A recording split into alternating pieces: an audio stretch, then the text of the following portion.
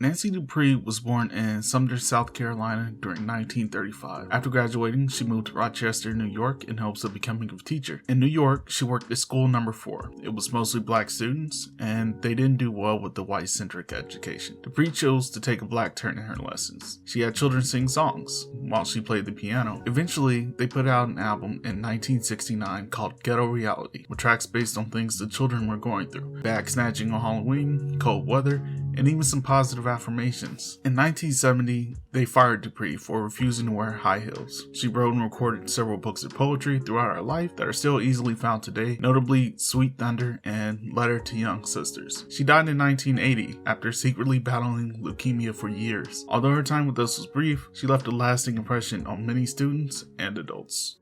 How old were you when you learned that No Child Left Behind killed Reading Rainbow? My guess is you're pretty old, because you remember a reading rainbow. The program always had trouble securing funding. That's just the nature of educational TV. It was also expensive to run a show like Reading Rainbow. Publishers constantly increased the cost of reading books on television. The authors and celebrities who appeared weren't paid, and sometimes paid for the production costs of their own segments. One way to keep the lights on is through educational grants. However, No Child Left Behind changed the requirements for these grants, specifically the Ready to Learn grant that was for programs which encouraged childhood learning and development. As we know, Reading Rainbow was focused on fostering a lifelong love of reading in children. No Child Left Behind cut all the funding for that. In 1993, Dwayne McDuffie, Dennis Cohen, Michael Davis, and Derek T. Dingle created Milestone Comics, a new type of comic book company to address the lack of minority representation. Static and Icon are two of the most well-known black heroes. Rocket is the first teen mom in comics history, Zombie is Korean, Wise Son is Muslim, Fade is gay, and Masquerade is trans, and none of them are alone in those categories. Officially, Milestone stopped making comics in 1997, focusing on licensing characters that they already had, notably the Static Shock cartoon that we all love. DC purchased Milestone in 2008, and since 2015, they've been pushing the Milestone Return series after years of fans wanting a return of the groundbreaking characters. 30 years in, and people are still in love with the company that technically only made comics for 4 years, but they were so far ahead of their time that they became instant classics. Happy 30th anniversary to Milestone Comics. In 1961, Martin Luther King Jr. called Odetta Holmes the queen of black folk music, as in folk music by black people. Before Lil Durk, she was known as The Voice, not just for her music, but for her role in the civil rights movement. Born in Birmingham, Alabama during 1930, she moved to LA with her mother at the age of 7 after her father's death. There, she was inspired to pursue music by various teachers. Her mother had hoped she would sing opera like Marian Anderson, but according to Odetta, big black women don't get the love they deserve in opera. Instead, she focused on musical theater. After a tour in 1950, she changed paths, focusing on folk songs and ballads at various nightclubs in LA and San Francisco. In 1954, she teamed up with Larry Moore for an album called Odetta and Larry. From there, her career took off. Radio, TV, movies, civil rights marches, she was everywhere. The backing track for MLK, an inspiration to Harry Belafonte and Bob Dylan, the muse to Maya Angelou, the legacy of Odetta Holmes has never been in question. Herman Jenkins was born in 1918 and has a love of music from birth. In high school, he and his brother Fred had a regular spot on the radio called The Jenkins Brothers Show, where they would perform music. However, his father sends him to Ohio's Miami University with hopes of Herman becoming a doctor. However, the staff talked him out of medicine and back into music. He goes on to build a career traveling Ohio and playing at jazz clubs, but also the rest of the United States. On one of his dates, he meets Christina Mae Thomas, who would become his wife and later invent the sew-in hair weave. Herman developed a large following by following two principles: keep it simple and be relatable. The nightclubs in the 50s and 60s loved him. He was even able to perform with legends like Sammy Davis Jr. and kept performing until the age of 89 alongside his brother Fred. I initially wanted to cover his wife Christina, but as I researched her, I learned Herman was a legend in his own right. Ganja and Hess is one of my favorite movies. It's a vampire movie, but it's more about addiction and religion than vampires. It stars Duane Jones. He was born in New York City on July 22nd, 1988. He rose to fame in the 1968 horror classic Night of the Living Dead. Small town is overrun by zombies. A small cast of strangers tries to find a way out, or at least survive until the morning. Duane plays Ben, the black guy, and actually lives through the zombies. He does Ganja and Hess after, but he can only get roles in horror films. Nobody would cast him in anything else, else, despite admitting he's great. He aces, and in 1988 stops taking film roles, but still performs on stage. During and after his film career, he teaches literature, theater, and acting at various universities. Metaphorically, Duane Jones' career suffered the same fate as his character Ben, surviving the horrors and rising to the top, only to be killed by white people. Jerry Lawson is born in Brooklyn on December 1st, 1940. Jerry will grow up in a family dedicated to science. His mother worked full-time for the city while leading the PTA. His father was a longshoreman who conducted science experiments in his free time. His grandfather was a local postmaster but studied physics in college.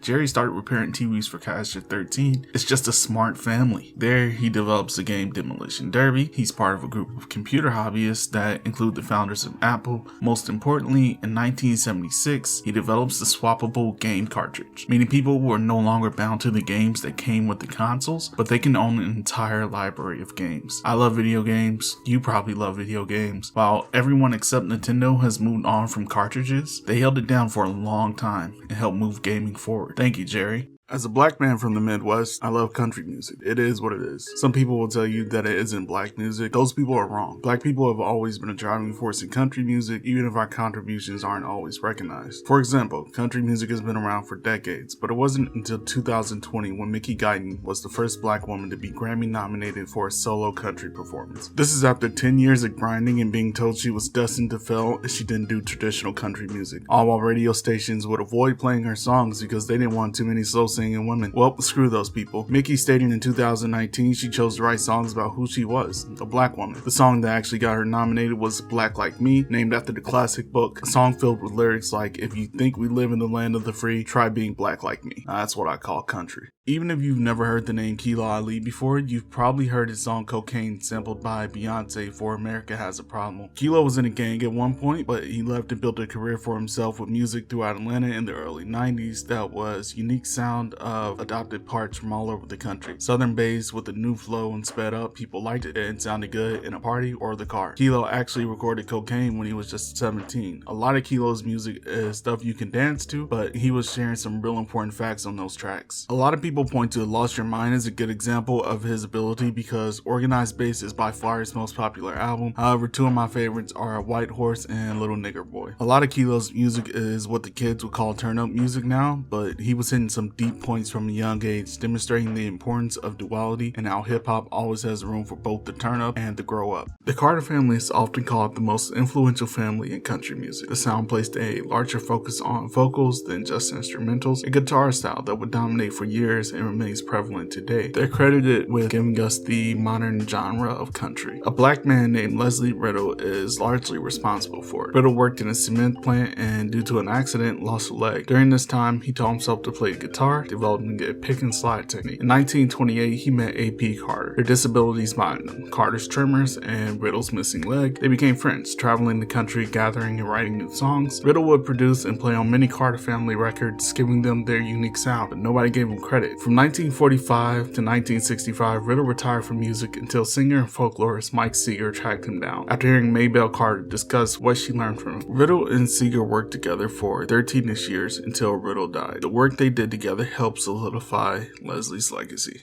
Francis Warren Nichols Jr. was an openly gay DJ from the Bronx, better known as Frankie Knuckles. He moved to Chicago in the 70s, calling it a mecca for music. He began working at a nightclub called The Warehouse, originally a members-only club for gay black men. There, he became one of the faces at the forefront of house music, although it didn't have a name at the time. He saw a sign for house music in another club window. A friend said, "That's what you play." A mix of disco, hip-hop drum machines, and R&B. Knuckles would call it disco's revenge. House music has a distinct sound that utilizes vocals that differentiates it from Detroit techno or European electronic music. When The Warehouse became too white and too straight, Knuckles left. From there, he worked at a club called Powerhouse until it closed. Knuckles has toured the UK, made it to the Chicago Gay and Lesbian Hall of Fame. Eventually, he became known as the godfather of house music.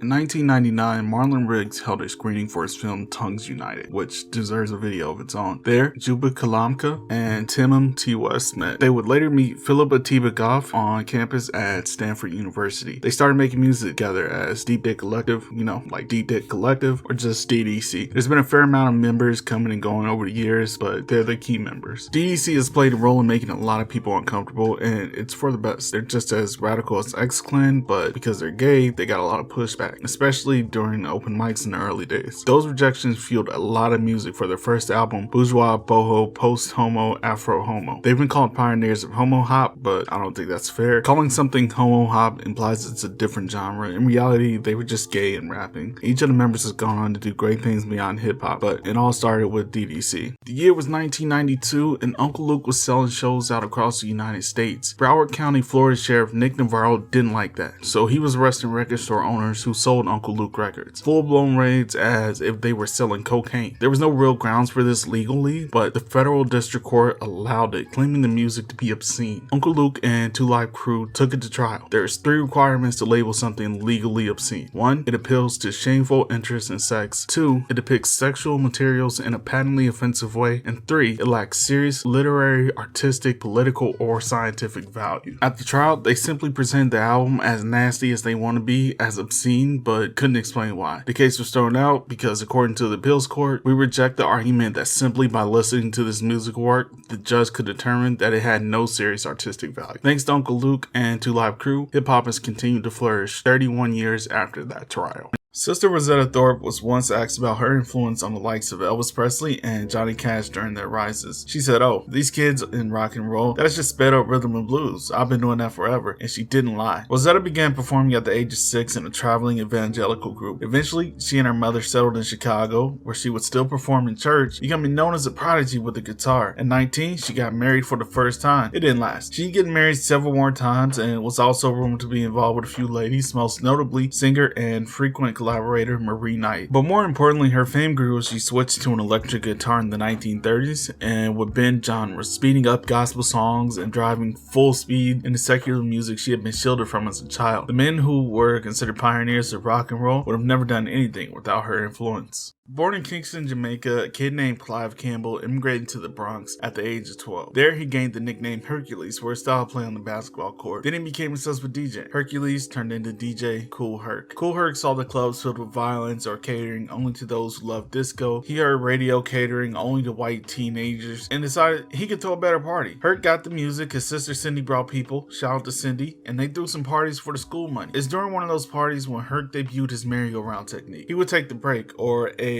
short segment in a song with no vocals but heavy percussion, and he could create a loop. It went crazy. People could dance to it. He called those people B-boys and B-girls before breakdancing had a name. Then he starts rhyming on the break, simple stuff. Are you ready?